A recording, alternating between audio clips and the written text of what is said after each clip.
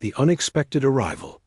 The emergency sirens wailed through the corridors of Neutral Station Alpha as delegates from across the galaxy rushed to the main assembly hall.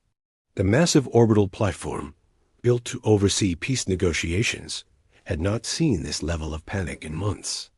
Red warning lights bathed everything in an ominous glow as alien. Representatives hurried to their seats. Ambassador Zixtal of the Vrex Empire stood rigid at his designated position, his scaled green skin darker than usual. His people had been at war with the Kelthani coalition for 3 long years, and every muscle in his reptilian body showed the strain of endless conflict. Across the circular chamber, High Counselor Mirith of the Kelthani floated in her ceremonial hoverchair, her blue crystalline form pulsing with agitated energy patterns. The giant display screen at the front of the hall flickered to life, showing a simple message that made every delegate freeze in place. Warning: human military vessel detected entering combat zone. Species classification: unknown threat level. Zixtal's forked tongue flicked out nervously. "This is impossible," he hissed, his voice carrying the authority of someone who had commanded fleets in battle. "The humans are barely out of their own star system. Their technology is primitive at best. How could they possibly field a war vessel capable of reaching the Andromeda neutral zone?" High Counselor Mirith's crystalline features shifted to a deeper blue, indicating confusion and concern. "My intelligence networks made no mention of human military expansion," she said, her voice resonating like singing crystal. "Our last reports showed them struggling with basic faster-than-light travel. This development changes everything." The other delegates began speaking at once, their voices creating a cacophony of different languages and concerns.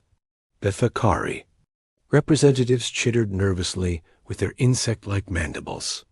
The gaseous Nephilim delegates swirled anxiously in their containment suits. None of them had expected the newest species in the galactic community to show up in the middle of the most destructive war in recent memory. Station Commander Valthar, an elderly member of the neutral Arcturus Federation, called for order. His forearms gestured for silence as his gravelly voice cut through the noise. "We have confirmation from our long-range sensors. The vessel is definitely of human origin, but its energy signature is unlike anything in our databases. It's not matching any known human ship design." Far from the political chaos of the neutral station, the U's horizon dropped out of hyperspace at the edge of the Andromeda neutral zone. The ship was unlike anything the galaxy had seen before. Where alien vessels were built for intimidation or beauty, the human ship was built for purpose. Its hull was a deep blue-gray, unmarked except for the simple letters UES and the Earth flag painted near the bow. Captain Sarah Chun stood on the bridge of the horizon, her dark eyes scanning the tactical displays showing the devastation ahead. She was young for a captain, barely 35, but her crew trusted her completely. Her black hair was pulled back in a regulation ponytail, and her uniform was crisp despite the long journey from Earth. "Dr. Vasquez, what are you reading on? The planetary scans?" she asked. Dr. Elena Vasquez looked up from her science station, her Hispanic features drawn with concern. She had volunteered for this mission because she believed in what they were trying to do, but seeing the reality of the war zone was harder than she had expected. "Captain, it's worse than the reports suggested. 7 planets in this system alone have been completely sterilized. No life signs, no vegetation, nothing but radiation and ash." Lieutenant Marcus Webb, the ship's tactical officer, shook his head as he monitored the sensor readings. His red hair was cropped short in military fashion, and his green eyes reflected the horror of what they were seeing. The Vrex and Kelthani had been throwing everything they have at each other. Plasma bombardments, antimatter weapons, even some kind of biological warfare. These worlds won't be habitable for thousands of years. Captain Chun nodded grimly. That's exactly why we're here. Amy, send our standard message to both fleets. Let them know we're not here to fight. Communications Officer Amy Torres was the youngest member of the bridge crew, fresh out of the academy with dreams of exploring the galaxy. What she found instead was a war zone that had consumed entire civilizations. Message ready, Captain. Both fleets should receive it simultaneously. The message went out across all frequencies in perfect Vrex and Kalfani languages. This is Captain Sarah Chun of the United Earthship Horizon. We are here under the authority of the Galactic Mediation Council to offer assistance in ending this conflict. We request permission to demonstrate a solution that could benefit both your peoples. On the Vrex flagship Bloodclaw, Fleet Admiral Korath read the message and laughed, a sound like grinding stone. He was old for his species, with battle scars covering his scaled hide and cybernetic implants replacing limbs lost in combat. Humans. He growled to his bridge crew. They think they can solve a war their primitive minds cannot even comprehend. Send them away before they get hurt. His tactical officer, a younger Vrex named Sithic, studied the sensor readings with growing concern. Admiral, their ship's power signature is ... unusual. Our sensors cannot penetrate their hull, and their energy output is higher than anything we've seen. It doesn't matter, Korath snapped. One ship cannot change the course of a war. Send 3 squadrons to escort them out of the combat zone. If they resist, disable their engines and send them home with a message. On the Kelthani command vessel Harmony of Spheres, Fleet Coordinator Yelandra was having similar thoughts. Her crystalline form pulsed with the wisdom of centuries, and she had seen too many young species try to interfere in conflicts beyond their understanding. The humans are brave but foolish, she told her staff. They do not understand the depth of hatred between our peoples. This war cannot be ended by outsiders. Her science officer, a brilliant Kelfani named Zareth, was studying the human vessel. With fascination. Coordinator, their ship design is completely unlike anything in our databases. The energy readings suggest technology we don't recognize. Impossible, Yelandra replied. They are barely a century into space travel. What could they possibly have that we do not? Both alien commanders made the same decision. They would send ships to escort the human vessel away from the combat zone, using force if necessary. Neither of them realized they were about to encounter something that would change everything they thought they knew about the young species from Earth. The Horizon continued its course toward the center of the conflict, where the most damaged worlds lay silent and dead. Captain Chun watched the tactical display as alien ships began moving to intercept them. She had expected this response, but it still made her heart heavy to see 2 great civilizations so consumed by hatred that they couldn't recognize an offer of help. Captain, Marcus reported, I'm reading 12 Vrex fighters and 8 Kelthani interceptors converging on our position. They're not targeting us yet, but their weapons are charged. Maintain course, Chun ordered. Let them come. Dr. Vasquez, are our systems ready for the demonstration? Elena nodded, her fingers flying over her controls.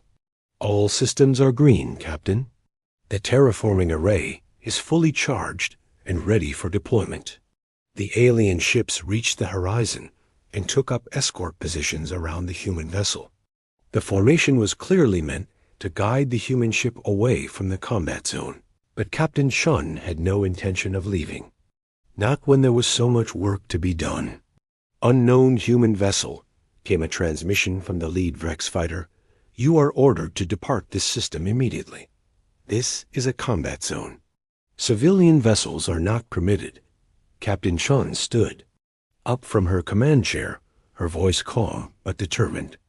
This is Captain Chun of the UES Horizon. We are not civilians, and we are not leaving. We have a solution to offer, and we intend to demonstrate it whether you give us permission or not. The alien pilots were shocked by the humans' boldness. No one spoke to the Vrex or Kelthani fleets like that, especially not a member of a species that had barely learned to leave their home system. The lead Vrex pilot, Squadron Leader Vextar, felt his temper rising. Human, you will comply with our orders or face the consequences. Your ship will be disabled and you will be escorted from this system. I don't think so, Captain Chun replied calmly. Dr. Vasquez, begin the demonstration. Target the third planet in this system. Elena's hands moved over her controls with practiced precision. Terraforming array online, Captain. Targeting planet Andromeda 7. Beginning atmospheric reconstruction. Sequence. The alien pilots watched in confusion as the human ship's hull began to glow with a soft blue light. Energy readings spiked beyond anything their sensors had ever recorded. Suddenly, a beam of pure energy shot out from the horizon toward the dead world below. Squadron Leader Vextar stared at his instruments in disbelief. What are they doing? Those energy levels are impossible. On the planet's surface, something miraculous began to happen. A beam of energy struck the barren wasteland and began to spread, creating a growing circle of green where there had been nothing but ash and radiation. Plants began to grow, water began to flow, and the toxic atmosphere started to clear. Impossible, whispered the Kelthani pilot, monitoring the event. They're bringing a dead world back, asterisk. The human solution. The news of the human demonstration spread through both fleets like wildfire. Within hours, every ship in the Andromeda neutral zone knew that the newcomers from Earth had somehow brought a dead world back to life. The impossible had become reality, and neither the Vrex nor the Kelthani knew how to respond. On the Vrex flagship Bloodclaw, Fleet Admiral Korath stared at the sensor readings for the 100th time. The data was clear, but his mind refused to accept it. The third planet in the system, a world that had been sterilized by Kelthani bioweapons 2 years ago, was now showing massive life signs across an entire continent. Sir, his science officer, Nithak reported, our scouts confirmed the surface readings. The planet has a breathable atmosphere, flowing water, and what appears to be a complete ecosystem. Plants, animals, even microorganisms. It's as if the war never happened. Korath's clawed hands gripped the arms of his command chair. How is this possible? Our best scientists said it would take millennia to restore a world from that level of devastation. Perhaps, Nithak suggested carefully, we underestimated the humans. On the Kelthani command vessel, Fleet Coordinator Yelandra was struggling with the same revelation. Her crystalline form pulsed with colors that showed deep contemplation mixed with disbelief.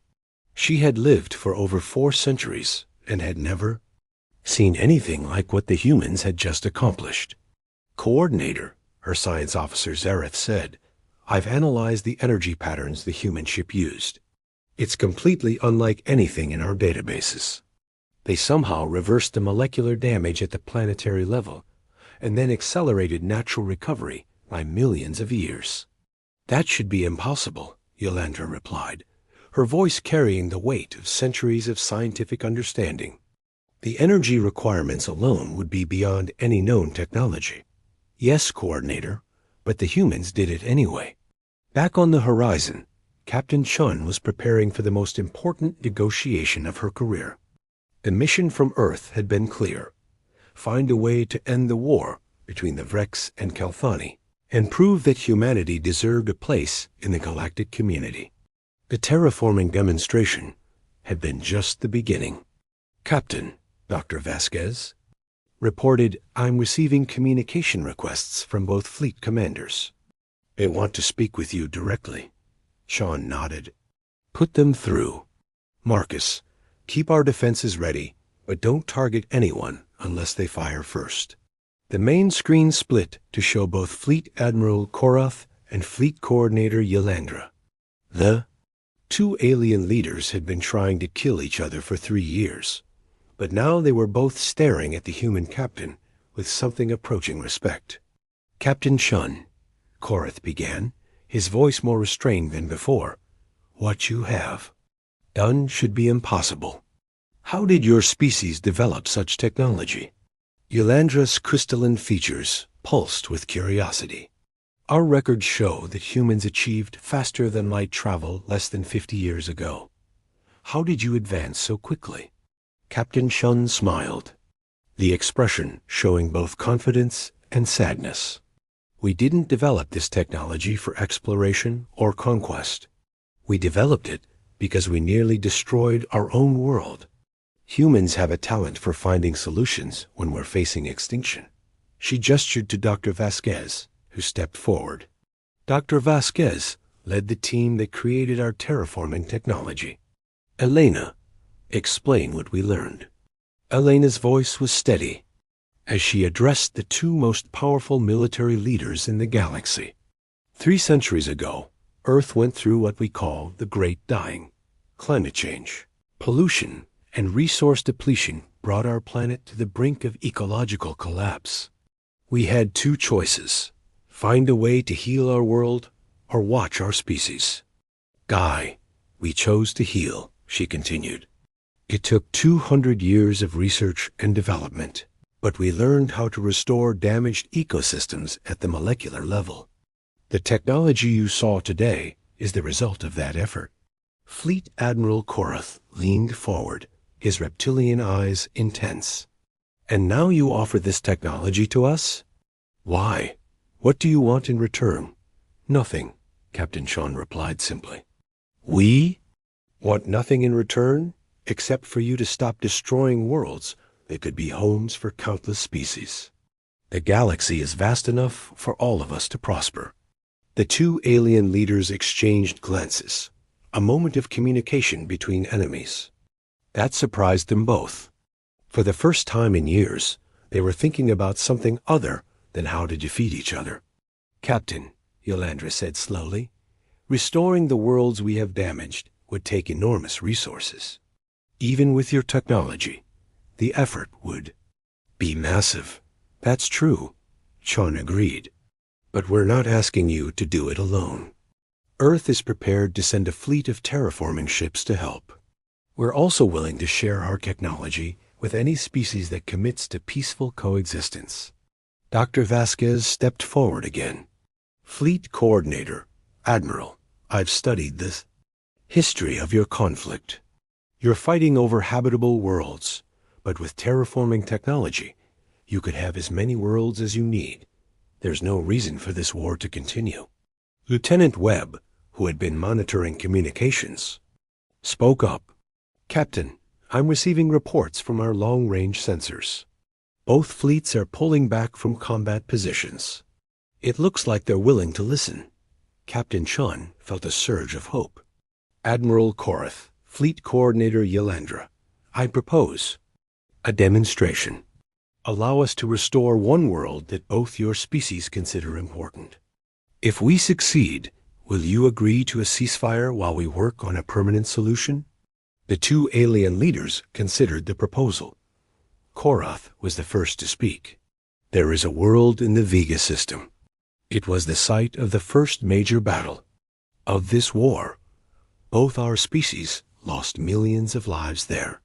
The planet is now uninhabitable." Yolandra's crystalline form pulsed with memory. "I lost my mate in that battle. If you could restore that world, make it a place of life instead of death, it would mean more than you know." "Then that's where we'll go," Chun decided. "Dr. Vasquez, what do you think? Can we handle a full planetary restoration?" Elena consulted her instruments. The ship's terraforming array is designed for exactly this kind of operation. With the resources we have, we could restore the entire planet in about 72 hours. "Impossible," Korath muttered, but his voice lacked conviction. "Admiral," Chun said gently, 3 hours ago you thought what we did today was impossible. Perhaps it's time to expand your definition of what's possible. The journey to the Vega system took 2 days. with ships from both fleets following the horizon at a respectful distance. The planet they found was a monument to the futility of war. Once it had been a garden world, home to billions of both Vrex and Kelthani civilians. Now it was a burned husk, its surface scarred by weapons that had turned paradise into hell. Beginning full planetary restoration, Dr. Vasquez announced as the horizon took orbit around the dead world. All systems green. Initiating molecular restructuring sequence. The human ship began to glow with the same blue energy as before, but this time the light was brighter, more intense. Energy beams shot down to the planet's surface, creating a grid pattern that covered the entire world. The watching alien crews saw something that defied everything they thought they knew. About physics and biology, the planet began to change. Toxic clouds cleared from the atmosphere. Barren ground turned green with new growth. Rivers began to flow where there had been only dust and ash. In 72 hours, the horizon had restored an entire world to life. Restoration complete, Elena reported, her voice filled with wonder, even though she had seen the process many times before. The planet now has a stable ecosystem capable of supporting billions of inhabitants. Fleet Admiral Korath stared at the transformed world through his flagship's viewports. "It's beautiful," he whispered, his voice filled with an emotion his species rarely showed. "It's exactly as it was before the war began." Fleet Coordinator Yelandra was equally moved. "The memorial gardens where my mate is buried. They're growing again. The flowers are blooming." Captain Chun's image appeared on screens throughout both fleets. "This is what we offer," she said simply. "Not just to your species, but to every species in the galaxy. We can heal the wounds of war, but only if you're willing to stop creating new ones." The two fleet commanders looked at each other across the communication link that connected their ships.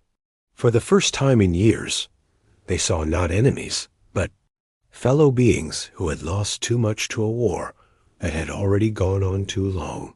"Captain Chun," Korath said formally, "the Vrex Empire accepts your offer. We will cease all hostile actions against the Kelthani Coalition and work with you to restore the worlds we have damaged." "The Kelthani Coalition agrees," Yelandra added. "We pledge to work toward a permanent peace with your species as mediators, Captain." Chun smiled, feeling the weight of her mission finally lifting from her shoulders. "Then let's get to work. We have a galaxy to heal." The war that had raged for 3 years ended not with a final battle, but with the birth of new worlds. The human terraforming fleet arrived within a month, and the great work of restoration began. The Vrex and Kelthani, working together for the first time in generations, learned that cooperation could accomplish more than conflict ever could. And in the depths of space, the message went out to every species in the galaxy. This is Captain Sarah Chun of the United Earthship Horizon. We are here to help. We are he*.